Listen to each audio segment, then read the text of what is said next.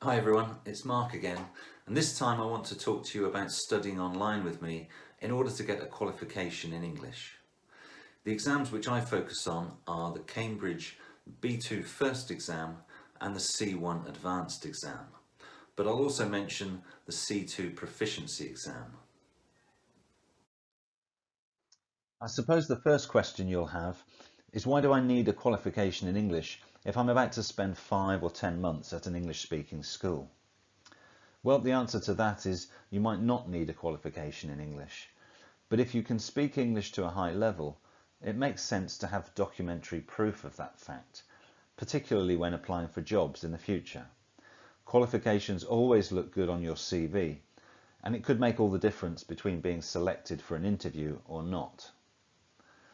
Also, you might be thinking of doing further studies in an English-speaking country, and in order to do that, you will almost certainly be required to provide proof of your level of English. You may, of course, take an English exam while you're at school in the UK or Ireland, but that will be an English exam aimed at native speakers and may not be widely recognised around the world. What I'm focusing on here are exams which are specifically for non-native speakers and which are fundamentally different to any English exam you may take in an Irish or British school as part of your studies. There are quite a few different exams to choose from, but in Europe the most popular are the IELTS or the Cambridge exams. IELTS stands for International English Language Testing System, by the way. Both are widely recognised around the world, but I prefer coaching students for the Cambridge exams. It's an exam format that students are more familiar with, it's easier to adapt to a remote online learning situation, and I think it's easier to score a higher mark on. As you can see from this graphic, there are Cambridge exams for different levels, but the two I focus on are the ones I've highlighted here, B2 First and C1 Advanced. Now, if you are studying in the UK or Ireland, your level of English should be already at B2 level. In fact, some of you may even have taken and passed that exam. So it shouldn't be too much of a jump to get you from B2 to C1.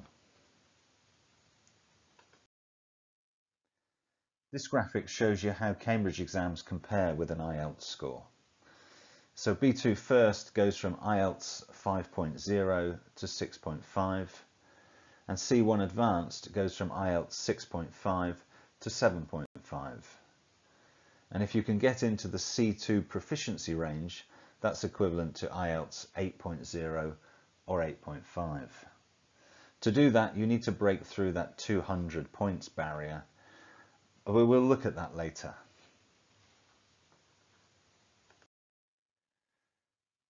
So when and where can I take the exam? Well, in order to give yourself enough time to prepare for the exam, it's best to take it at the end of your time on the programme. In the UK, that means doing it in June, but in Ireland it means taking it in May, as the school term finishes earlier there. These are the centres where our students have taken the exam in the past. In the UK, Brighton, London, Liverpool, Manchester and Torquay, and in Ireland, Dublin, Cork, and there may also be the possibility to take it in Monaghan as well. However, if for any reason taking the exam in the UK or Ireland is not possible, for example, if you're only staying for a term or a semester, you can still follow the course and take the exam back in your own country. There are centres for taking Cambridge exams in most major European cities. Information is available on the Cambridge website, which, as you can see here, is cambridgeenglish.org. Once you get to the Find a Centre page, just select a country and an exam from the drop-down boxes, and you will get a list of towns and cities. Click on the location closest to you, and it will give you the details of the exam centre or centres in that area. If after paying for the course you find you cannot take the exam in the UK or Ireland for any reason, the exam fees, which are about £160, will be refunded to you.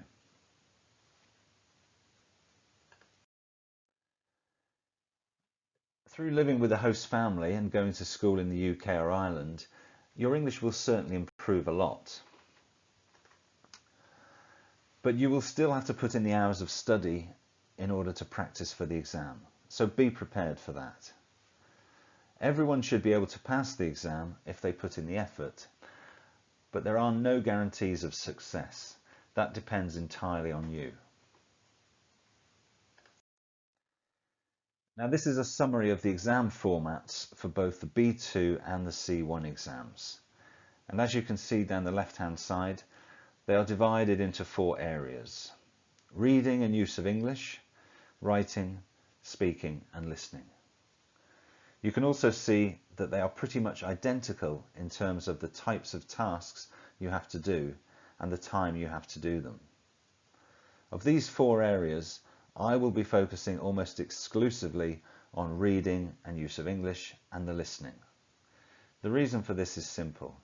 It's because those are the areas which are the most difficult and where students need the most practice.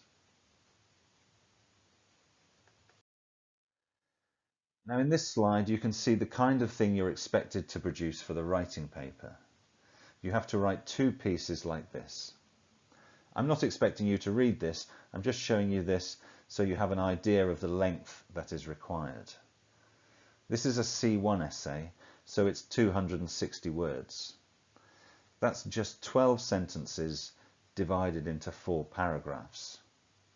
Now you will be studying a range of subjects while you're here, so I would expect you to have plenty of experience of writing essays of this length in English by the time the exam comes around. But I will also be giving you plenty of advice on essay writing as well.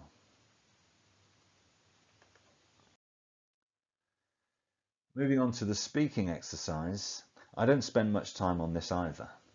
Now why is that? Well, because you should be able to speak English very well by the time you come to take the exam. And remember, the whole speaking part of the exam is only 15 minutes, and that time is shared with at least one other candidate. So your chance to speak is only about 7 minutes. They give you prompts to provide something for you to comment on, so photos like this, and then something like this. In this case, talking about jobs and job satisfaction and that kind of thing. It's all very straightforward and just requires a little preparation before the exam. Okay, so this is how the course works. First of all, you need to go to this website, networktorbay.uk, and then click where it says Cambridge English. When you do that, it will ask you for a password, which is CAE, all uppercase or capital letters, followed by 2018. Make a note of that so you can explore the site later. That will take you to this page where you can see the schedule of work. You can see the dates when I send out the work down the left-hand side, and in red the dates when you have to complete and submit it by. Usually you've got 2 weeks, which is plenty of time. Now you don't have to wait for me to email the exercises to you. You can access the question papers by clicking the boxes in the middle, and you can click the links on the right to enter your answers online. For the listening papers, you will need to access the corresponding audio files. If you scroll down, you'll see there at the bottom of this page. You can do the August and September exercises before deciding whether you want to continue. This gives you the opportunity to see what standard of English is required. No payment is required until you are sure you want to continue.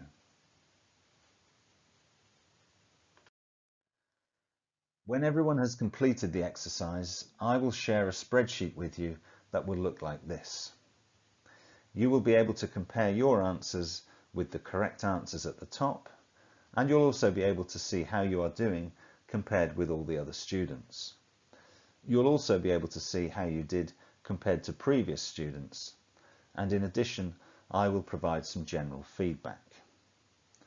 Now just note the scores of Enrico and Ella here at the bottom on the green background. 31 out of 70 and 29 out of 70. And this is on the easier B2 test paper. So they gave me cause for concern, but we'll come back to them in just a moment. Now when you get your scores after a piece of work has been marked, it's not enough to just look at your score.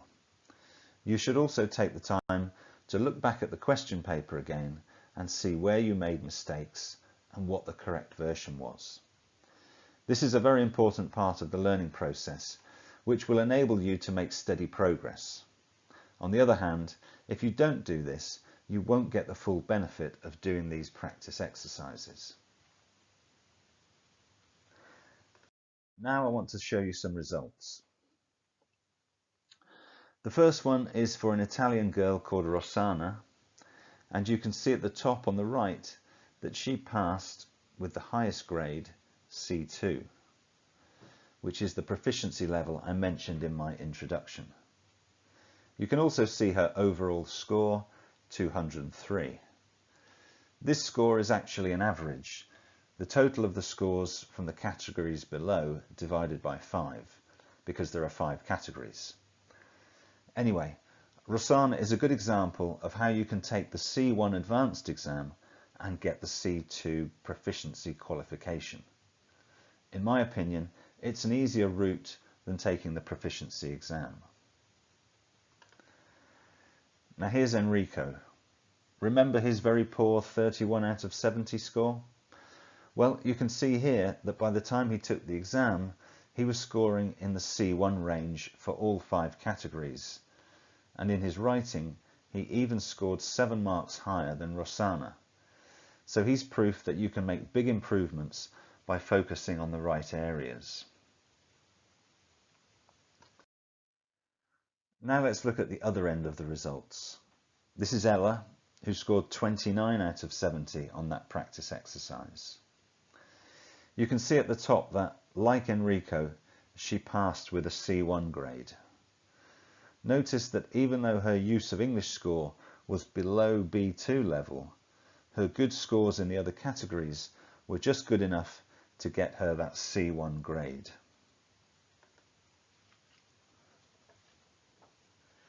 And now we come on to Sveva, a student who didn't do enough practice.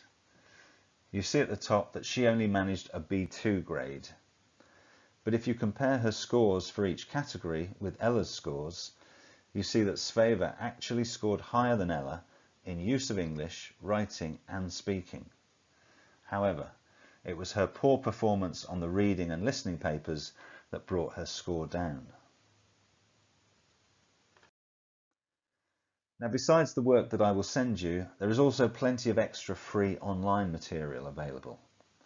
I've put links to the best material on the Learn English page, and there's a short video there which explains what's available on each of these websites.